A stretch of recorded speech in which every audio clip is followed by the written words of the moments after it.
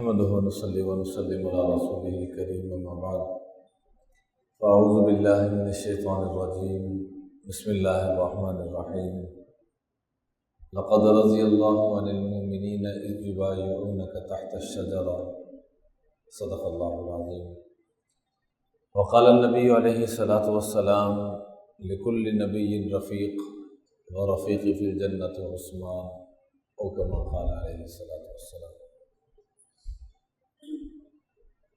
میرے انتہائی قابل احترام محترم علماء ذی وقار اور محترم ساتھیوں،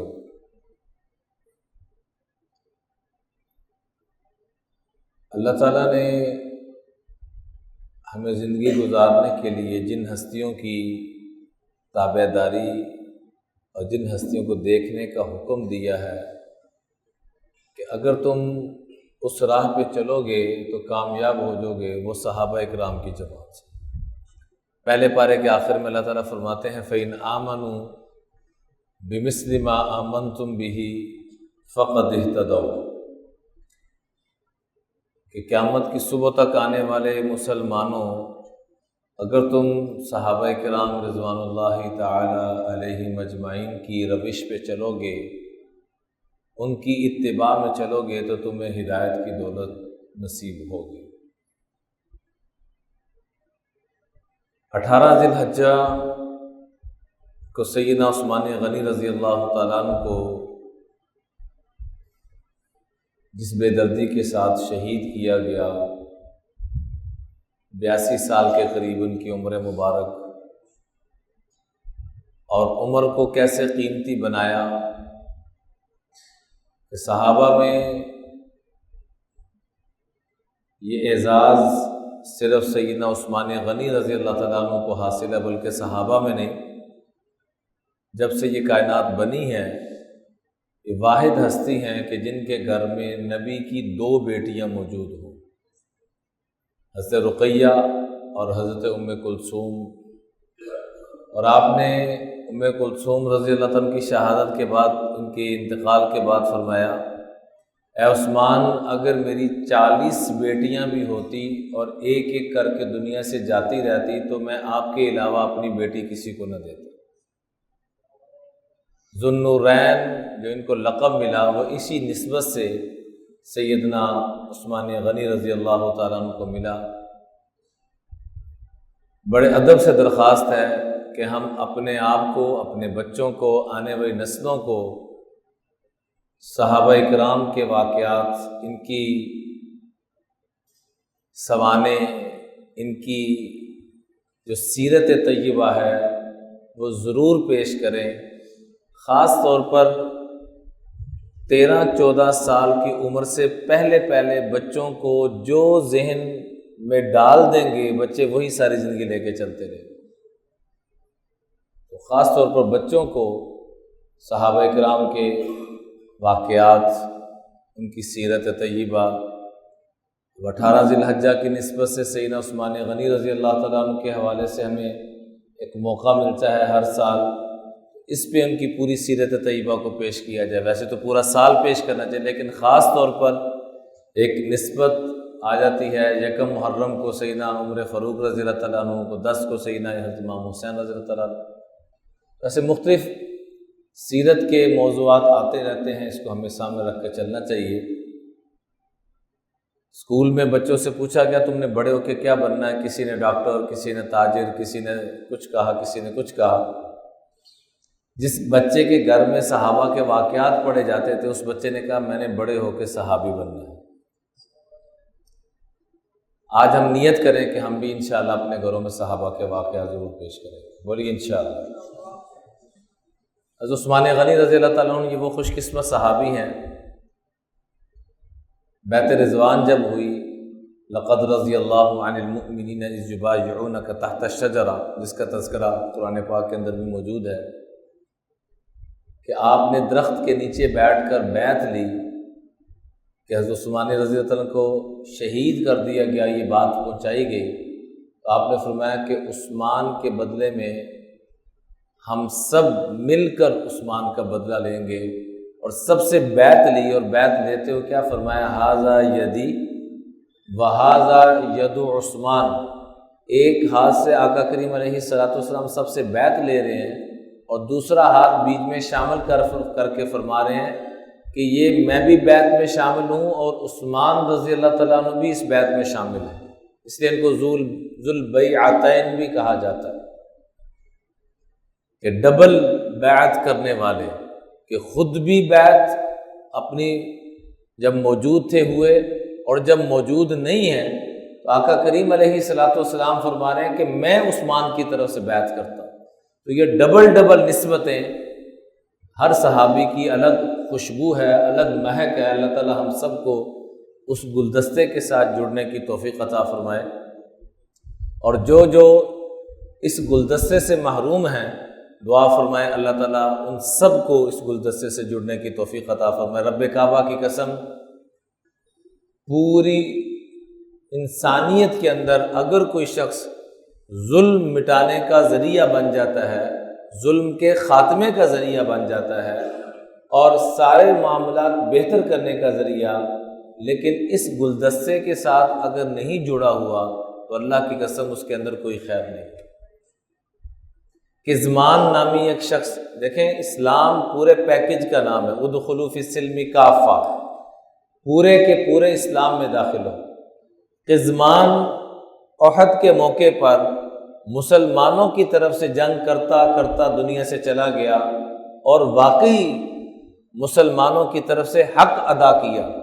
آقا کریم علیہ السلام کو جب بتلایا گیا کہ کزمان نامی شخص نے بہت زیادہ مسلمانوں کی طرف سے اچھا حصہ ڈالا ہے، اچھا کردار ادا کیا ہے، آپ نے فرمایا ہوا فی النار، وہ تو دوزخ میں گیا ہے۔ تو صحابہ بڑے حیران ہوئے کہ یا رسول اللہ مسلمانوں کی طرف سے لڑ رہا تھا۔ آپ نے فرمایا وہ لڑ تو مسلمانوں کی طرف سے رہا تھا، لیکن دل میں جذبہ اسلام کے غلبے کا نہیں تھا، اللہ کی رضا کا نہیں تھا، بلکہ دل میں جذبہ تھا کہ میرا کنبہ، قبیلہ، برادری، اس کا نام اوپر ہو جائے۔ تو یہ بنیاد اللہ کو پسند نہیں ہے۔ تو جب یہ بنیاد اللہ کو پسند نہیں ہے تو جو صحابہ کے گلدستے سے ہٹ کر چلے گا تو وہ بنیاد کہاں سے اللہ کو پسند ہوگی۔ اس لیے درخواست ہے کہ دعا کیا کریں کہ اللہ ہم سب کو اور پوری امت کو صحابہ کے گلدستے سے جڑنے کی توفیق عطا فرمائے۔ آپ نے فرمایا لکل نبی رفیق، ہر نبی کا جنت میں رفیق ہوگا، ساتھی ہوگا، دوست ہوگا۔ ورفیقی فی الجنت عثمان، میرا جو دوست ہوگا جنت میں وہ سیدنا عثمان غنی رضی اللہ تعالیٰ عنہ ہوں گے۔ دیکھیں جن کا نام ہی غنی کے ساتھ مشہور ہو گیا، وہ کس لیول پر سخاوت اور احساس اور امت کو کھلانے پلانے کے اعتبار سے اور دوسروں کے دکھ درد سمجھنے کے اعتبار سے کیا ان کا لیول ہوگا کہ ان کا نام ہی جب بولا جاتا تو کیا بولا جاتا ہے؟ عثمان غنی، بڑے سخی تھے۔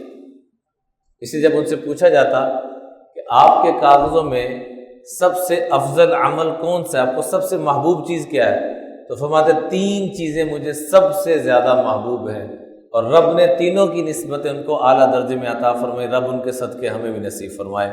فرمایا تلاوت القرآن، اشباع الجیعان و کسوۃ العریان، کہ قرآن کی تلاوت اور اس سے فارغ ہوں تو میں لوگوں کو کھلاؤں اور لوگوں کو پہناؤں۔ اور وہی ہوا کہ دنیا سے بھی جب تشریف لے جا رہے ہیں، رخصت ہو رہے ہیں، تو کیا کرتے ہوئے رخصت ہو رہے ہیں؟ قرآن پاک کی تلاوت کرتے ہوئے۔ جو 3 انسان جن چیزوں کو محبوب رکھتا ہے میرے عزیزو، اللہ پھر اسی کے ساتھ ہی اس کی نسبت اور اس کا خاتمہ فرماتے ہیں۔ ان کو سب سے محبوب چیز کیا تھی؟ تلاوت القرآن۔ اس لیے معمول تھا، اکثر روٹین تھی کہ 3 دن میں قرآن پاک مکمل فرما دیا کرتے تھے، بعض دفعہ اس سے پہلے بھی مکمل فرما دیا کرتے تھے۔ ذرا آج ہم بھی اپنا محاسبہ کریں، آج جو دل خالی خالی ہے ہمارا، وجہ کیا ہے کہ اللہ کی عظمت کو، اللہ کی کبریائی کو، اللہ کے مقام کو یہاں ہم نے منتقل نہیں کیا، اللہ کے کلام کو یہاں ہم نے منتقل نہیں کیا۔ ہر چیز اس دل کے اندر آ گئی، نہیں آئی تو رب کی عظمت اور رب کی عظمت والا کلام ہمارے دلوں کے اندر نہیں آیا۔ صحابہ کرام نے ان چیزوں کو اپنے دلوں کے اندر بسا لیا تھا، اس لیے ان کی دنیا کی زندگی بھی جنت والی بن گئی تھی۔ اور یہی تلاوت کرتے کرتے پہلے پارے کی اس آیت پہ جب پہنچے، فَسَيَكْفِيكَهُمُ اللَّهُ صِبْغَةَ اللَّهِ وَمَنْ أَحْسَنُ مِنَ اللَّهِ صِبْغَةً وَنَحْنُ لَهُ عَابِدُونَ، کہ اللہ ہی کافی ہے میرے طرف سے ان دشمنوں کے لیے۔ اسی آیت پر پہنچے اور ان کو شہید کیا گیا، اور آج بھی وہ قرآن پاک میں ان کا خون اسی آیت پہ جس پہ پہنچے تھے ادھر ہی خون پڑا، اور آج بھی وہ ترکی کے اندر وہ قرآن پاک موجود ہے۔ تو تین چیزیں محبوب تھی، ہم بھی آج نیت کریں کہ ہم بھی ان تین چیزوں کو اپنی زندگی کا محبوب بنائیں گے، بولیے انشاءاللہ۔ پہلی چیز کیا تھی قرآن پاک کی؟ سارے بولیے، پہلی چیز کیا تھی جی؟ ذرا سارے بول رہے ہیں۔ پہلی چیز کیا تھی؟ دوسری چیز کیا تھی؟ بھوکوں کو، اور تیسری چیز کیا تھی؟ دوسروں کو کپڑے پہنانا۔ اب گرمی آئی ہے، کل ایک جگہ راستے میں آتے ہوئے، کیونکہ کل ہی الحمدللہ واپسی ہوئی سفر حج سے، اللہ تعالیٰ میرا سفر حج بھی قبول فرمائے، اور جو بھی پوری امت سے گئے اللہ تعالیٰ سب کا سفر قبول فرمائے۔ آپ سے درخواست کروں گا، حدیث پاک میں آتا ہے کہ آقا کریم علیہ الصلوۃ والسلام نے دعا مانگی کہ اے اللہ جو بھی حج کرنے کے لیے قیامت کی صبح تک آئے، وہ گناہ گار ہے، وہ برا ہے، اچھا ہے، مرد ہے، عورت ہے، غریب ہے، امیر ہے، جیسا بھی ہے، اے اللہ میں تیری خدمت میں عرض کرتا ہوں کہ اس کی مغفرت فرما دینا، اور جس کے لیے وہ مغفرت کی دعا مانگے یا اللہ تو اس کی بھی مغفرت فرما دینا۔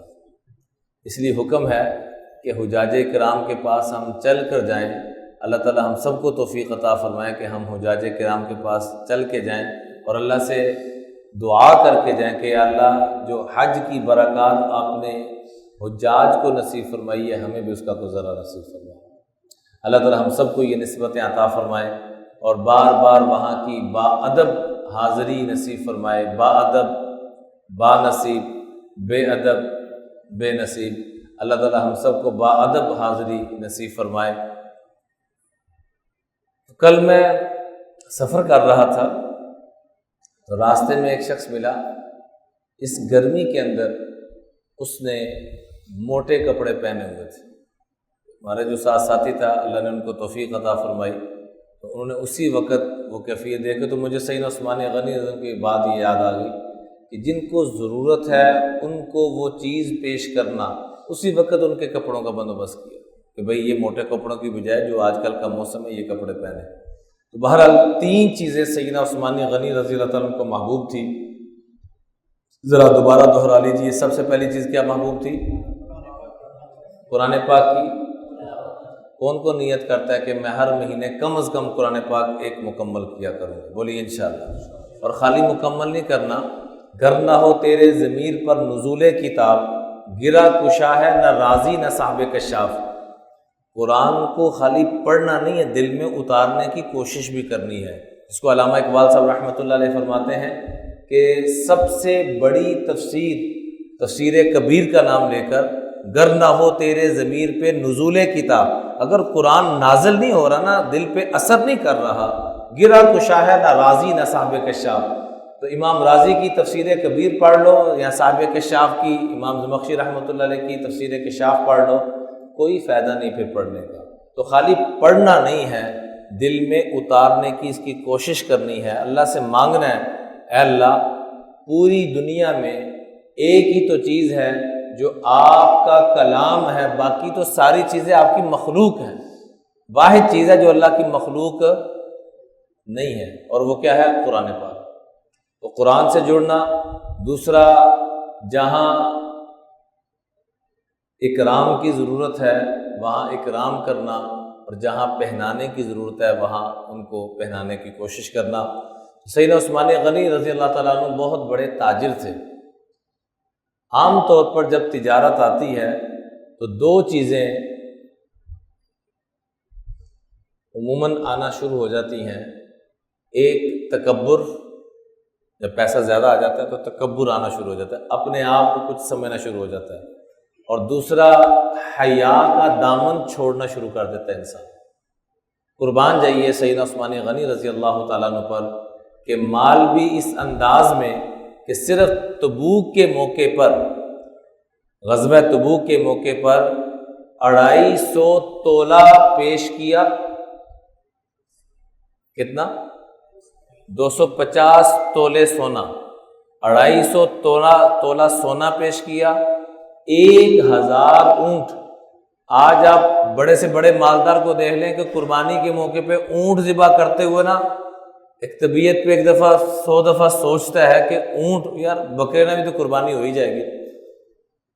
1000، ایک اونٹ نہیں، 2 نہیں، 100 نہیں، 1000 اونٹ پیش کیا، اور دوسرے نمبر پہ 250 تولے سونا پیش کیا، اور 70 غلام پیش کیے۔ آپ علیہ الصلوۃ والسلام اتنا خوش ہوئے، فرمایا عثمان آج کے بعد تم سے اگر کوئی غلطی بھی ہو جائے گی نا، ما ضر عثمان ما عمل بعد هذا اليوم، آج کے بعد عثمان سے اگر کوئی غلطی بھی ہو جائے تو اس کو ضرر نہیں پہنچائے گی، اس نے اللہ کو اتنا راضی کر دی۔ بھائی دنیا میں ہی جنت کی بشارتیں لے کر گئے، تو تاجر اس لیول کے، ایک فقیر مانگنے کے لیے آتا ہے، ضرورت مند محتاج ہے، آقا علیہ الصلوۃ والسلام نے سیدنا عثمان غنی رضی اللہ تعالیٰ کے پاس بھیجا، جب وہاں پر پہنچے تو اپنی بیوی سے مذاکرہ کر رہے ہیں کہ فتیلہ جو دیے کی جو بتی ہوتی ہے اس کو فتیلہ بھی کہا جاتا ہے، وہ تھوڑی زیادہ مقدار میں تھی، جس سے تیل کے چند قطرے زیادہ استعمال ہو رہے تھے روشنی کے لیے۔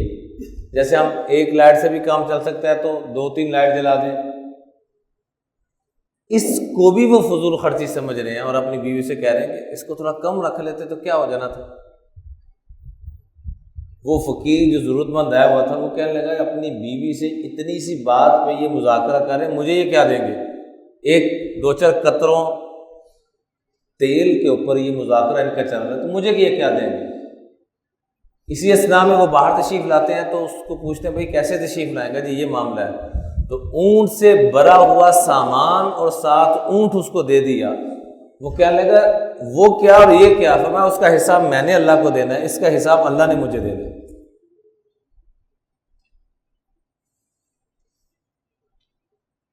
تو تاجر اس لیول کے، لیکن 2 چیزیں رب نے جو ان کو عطا فرمائی آج ہم نے بھی نیت کرنی ہے۔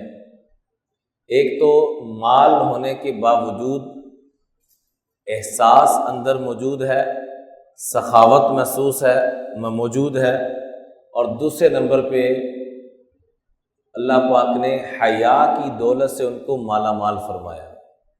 مال آتا ہے تو اپنی پڑ جاتی ہے، یہاں اپنی نہیں، یہاں دوسروں کی پڑی ہوئی ہے، اور مال آتا ہے تو انسان گناہوں کی طرف جانا شروع ہو جاتا ہے، تو یہاں گناہوں کی طرف نہیں، حیا اور بڑھتی جا رہی ہے۔ اور تیسرے نمبر پہ اپنی شہادت دے دی، لیکن امت کو جوڑ کر بتایا کہ امت کو جوڑنا کیسے ہے۔ میں نہیں چاہتا کہ میری وجہ سے مدینہ رسول کے اندر خون خرابہ ہو، حالانکہ چاہتے تو اللہ کے فضل و کرم سے پوری حکومت تھی، پوری گرفت تھی، سب کچھ تھا، لیکن فرمایا کہ کیفیت ایسی ہے کہ یہاں خون خرابہ ہوگا تو خون خرابے کی طرف نہیں جاؤں گا، میں اپنی جان کا نذرانہ پیش کر دوں گا۔ ہمارے بڑوں نے امت کو جوڑنے کے لیے اپنی جانوں کا نذرانہ پیش کیا۔ دعا فرمائے کہ اللہ ہمیں بھی توفیق عطا فرمائے کہ ہم بھی امت کو جوڑنے کا ذریعہ بنے، اپنے گھروں کو جوڑنے کا ذریعہ بنے، اور حیا اور پاک دامنی اللہ تعالی ہم سب کو نصیب فرمائے۔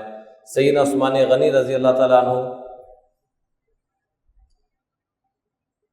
جب غسل فرمایا کرتے تھے تو برہنہ ہو کے نہیں، کپڑے اتار کے نہیں، بلکہ تہمت باندھ کر، واش روم میں بھی شاور لے رہے ہیں تو کیا کر رہے ہیں؟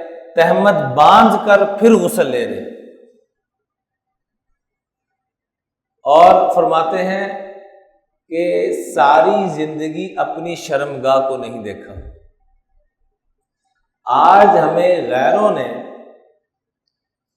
اس بات پر آمادہ کر دیا ہے، اس بات پر مجبور کر دیا ہے، اس بات پر لا کے کھڑا کر دیا ہے کہ ہر آدمی کے ہاتھ میں موبائل دے دیا ہے، بچے کے ہاتھ میں بھی، بڑے کے ہاتھ میں۔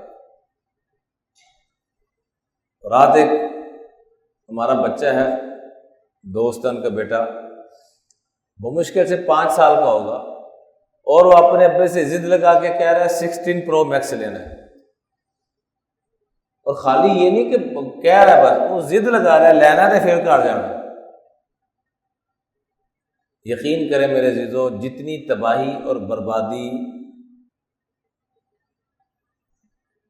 صدیوں میں مختلف گناہوں نے کی ہے نا، مختلف چیزوں نے کی ہے، یہ اکیلا پورا پیکج ہے تباہی اور بربادی اور رب سے دوری کا، یہ سوشل میڈیا اور یہ بے حیائی کا آلہ جو آج ہمارے ہاتھوں میں آ چکا ہے۔ اس لیے جتنا اس سے بچ سکتے ہیں بچا جائے۔ کوئی ضرورت ہے، کوئی انفارمیشن ہے، یہ 2 چیزوں کے لیے تھا، باقی ہم نے پتہ نہیں اس کو کہاں کہاں لے۔ ضرورت ہے ضرور استعمال کریں، رابطہ کرنا ہے ضرور رابطہ کریں، لیکن آج ہماری سکرین ٹائم کتنا ہو چکا ہے، ذرا اپنا ہم محاسبہ تو کریں۔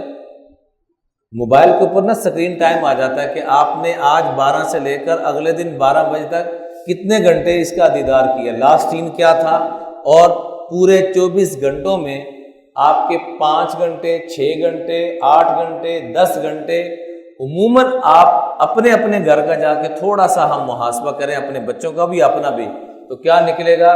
جی میں نے ٹیلی فون استعمال کیا ہے 24 گھنٹوں میں سے 8 گھنٹے، 9 گھنٹے، 10 گھنٹے۔ اچھا اس میں ضرورت کتنی تھی؟ شاید 8 منٹ کی ضرورت ہو یا 10 منٹ کی ضرورت ہو۔ ضرورت کے لیے ضرور استعمال کریں، لیکن میرے عزیزو جو ہمیں نیند نہیں آ رہی اور اس کو لے کے بیٹھ جاتے ہیں، یہ ہماری نیند آج جو ڈسٹرب ہو چکی ہے وہ اس فون نے پکڑ کے آ کے کی ہوئی ہے۔ میں بڑے ادب سے درخواست کروں گا کہ سورج جیسے غروب ہوتا ہے اس کو بھی غروب کر دیا کریں، بند کر دیا کریں۔ یہ 2000 کے آگے پیچھے تو فون ہے، کیا اس سے پہلے لوگ مر گئے تھے سارے، یا کام رک گئے تھے سارے، یا وہ ترقی نہیں کر رہے تھے؟ ابھی سارا کچھ ہو رہا تھا۔ امریکہ کا وہ ایک شخص ہے، ایلان مسک نام ہے شاید اس کا، اس کے انٹرویو میں پوچھا گیا، وہ ایسا فون لے کے آنے کی ترتیب بنا رہا ہے کہ ساری زندگی اس کو چارج کرنے کی ضرورت نہیں، فلاں کام نہیں، یہ اتنے لاکھوں میں ہوگا، یہ ہوگا وہ ہوگا۔ اچھا بھائی آپ خود کتنا استعمال کرتے ہیں؟ کہا جی سکرین ٹائم چیک کر لیں آپ۔ جب اس کی سکرین ٹائم کو چیک کیا گیا تو صرف 1.5 منٹ نکلے یا 2 منٹ نکلے، وہ بھی ڈے کے نہیں، پورے ویک کے۔ ہمارا تو پر ڈے 8 گھنٹے 10 گھنٹے نکل رہا ہے، اور جس کا کوئی نہ روحانیت سے تعلق نہ جسمانی فائدے سے تعلق، سوائے وقت کے ضیاع کے میرے عزیزوں اور کچھ بھی نہیں۔ تو کون کون چاہتا ہے کہ مجھے حیا نصیب ہو جائے؟ جی کون کون چاہتا ہے؟ ذرا اشارہ۔ اس موبائل فون کو مغرب کے بعد ہمارے گھروں کا سکون بھی اس نے برباد کر دیا، حیا کو بھی برباد کر دیا، اور جسمانی روحانی۔ رات کو فریش سوئیں گے نہیں تو صبح فریش اٹھیں گے کیسے؟ اور یہ ایسی بیماری ہے کہ جب آپ اس سکرین کو دیکھنا شروع کرتے ہیں، آپ کی نیند اڑ جائے گی۔ اس لیے کم از کم سونے سے، ہم نے 9 بجے سونا ہے تو 6 بجے اس کو دیکھنا چھوڑ دیں، 10 بجے سونا ہے تو 7 بجے دیکھنا چھوڑ دیں اس کو، پھر آپ کو گہری نیند بھی آئے گی اور سکون والی نیند بھی آئے گی۔ اس پہ وقت ضائع کرنے کی بجائے کتنا ہی اچھا ہو کہ ہم تہجد کے وقت اٹھ کر، جیسے سیدنا عثمان غنی رضی اللہ تعالیٰ عنہ روزانہ تہجد میں 10 پارے پڑھا کرتے تھے، ہم 10 پارے نہیں پڑھ سکتے، 10 رکوع تو پڑھنا شروع کریں۔ کون کون نیت کرتا ہے جی انشاءاللہ؟ اس دفعہ سفر حج کے اندر ایک بزرگوں نے بڑی پیاری نصیحت فرمائی، وہ بھی میں عرض کرنا چاہوں گا۔ فرمایا کہ جو اللہ کے سامنے روتا ہے اس کو پھر کہیں اور نہیں رونا پڑتا، اور پھر فرمایا جو خاص طور پر تہجد کے وقت اللہ کے سامنے روتا ہے، پھر جو اس کو رلاتا ہے رب اس کو رلاتا ہے۔ اگر ہم چاہتے ہیں کہ ہم بدلہ نہ لیں، وہ خود ہی سب سے بدلہ لے لے، وہ خود ہی سب کے لیے کافی ہو جائے۔ وَكَفَى بِرَبِّكَ هَادِيًا وَنَصِيرًا أَلَيْسَ اللَّهُ بِكَافٍ عَبْدًا أَلَيْسَ اللَّهُ بِأَحْكَمِ الْحَاكِمِينَ، کیا وہ میرے آپ کے لیے کافی نہیں ہے؟ تو پھر رب کے سامنے لو لگانا شروع کر دیں، پھر دیکھیں کیا رحمتیں برکتیں آتی ہیں۔ آخر میں عرض کرنا چاہوں گا کہ یہ تاجر تھے، مدینہ منورہ جب پہنچے تو ان کے پاس کچھ بھی نہیں تھا۔ پوچھا گیا کہ حضرت آپ جب یہاں آئے اتنے بڑے کامیاب تاجر آپ کیسے بنے؟ تو میں کچھ اصول اپنا لیے تھے، تم بھی اپنا لو، اللہ تمہیں بھی کامیاب تاجر بنا دے گا۔ تو 6 اصول وہ مختصر ذرا سماعت فرما لیں۔ سب سے پہلا اصول فرمایا کنت اعالج، میں بذات خود سارے کاموں کو دیکھتا ہوں، مینجمنٹ پہ نہیں سارا کچھ رکھا ہوا، ملازمین پہ نہیں رکھا ہوا، خود سب کچھ دیکھتا ہوں۔